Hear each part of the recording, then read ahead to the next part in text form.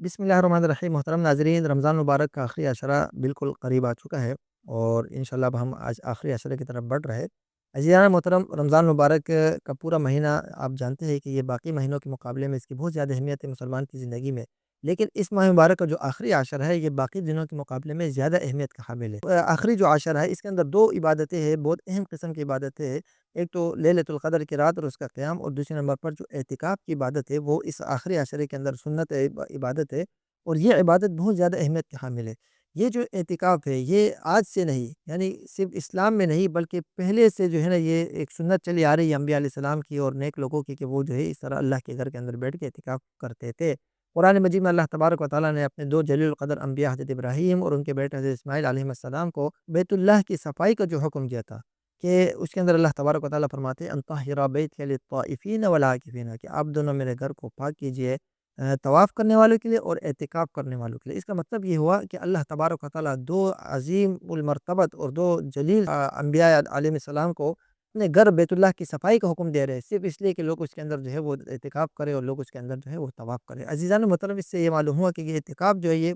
سابقہ انبیاء کی سنت چلی آ رہی ہے، کہ وہ جو ہے اللہ کے گھر کا اعتکاف کرتے ہیں، اور نبی علیہ الصلوۃ والسلام کی بھی یہ عادت تھی کہ نبی علیہ الصلوۃ والسلام اس ماہ مبارک کے اندر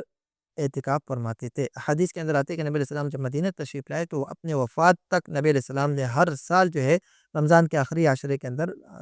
مسجد نبی میں اعتکاف فرمایا۔ اور ایک حدیث میں یہ آتے ہیں، حضرت ابو ہریرہ رضی اللہ عنہ کی حدیث ہے، کہ جس سال نبی علیہ السلام وفات فرما رہے تھے اس سال نبی علیہ السلام نے 20 دن کا اعتکاف فرمایا۔ تو عزیزان محترم، دیکھیں اس اعتکاف کی جو اعتکاف کا فلسفہ کیا ہے، دیکھیں انسان جو ہے وہ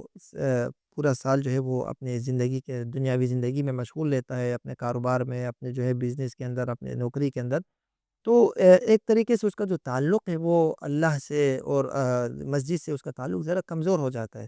تو یہ جو اعتکاف اس کا سب سے بڑا فلسفہ یہ ہے، اس کی حکمت یہ ہے کہ اب انسان کو چاہیے کہ کچھ دن وہ جو ہے اپنے رب کے لیے اور اپنے دین کے لیے خاص کر دے، مسجد کے لیے خاص کر دے، اور آ کے مسجد کے اندر بیٹھ جائے اور دنیاوی ہر طرح کے مشاغل سے وہ اپنے آپ کو دور رکھے، تاکہ وہ بالکل اللہ تبارک و تعالیٰ کے ساتھ اس کا تعلق جو ہے وہ مضبوط ہو جائے۔ تو اسی لیے اعتکاف جو ہے اس کو مسنون قرار دیا گیا۔ اور اس کے اندر ایک اور جو بڑی حکمت ہے اعتکاف کے اندر وہ یہ ہے کہ چونکہ احادیث سے چیز ثابت ہے کہ جو ایک لیلۃ القدر کی جو رات ہے، چونکہ وہ رمضان کے آخری عشرے میں ہے، تو ظاہر سی بات ہے نبی علیہ الصلوۃ والسلام نے اعتکاف کا حکم اس لیے بھی دیا کہ مسلمان جب یہ آخری 10 راتوں کے اندر اعتکاف کرے گا اور مسجد میں بیٹھے گا اور عبادت کرے گا، تو ایک نہ ایک دن وہ ایک نہ ایک رات وہ جو ہے لیلۃ القدر کو پا لے گا۔ تو عزیزان محترم، یہ جو اعتکاف کی عبادت ہے یہ نبی علیہ الصلوۃ والسلام کی سنت ہے، اور ایسی سنت ہے کہ جس پر نبی علیہ الصلوۃ والسلام کا ہمیشہ سے معمول رہا، اور نبی علیہ الصلوۃ والسلام کی وفات کے بعد ازواج مطہرات بھی اعتکاف کرتے تھے، صحابہ بھی اعتکاف فرماتے تھے۔ تو عزیزان محترم، رمضان مبارک کا جو آخری عشرہ ہے اس کے جو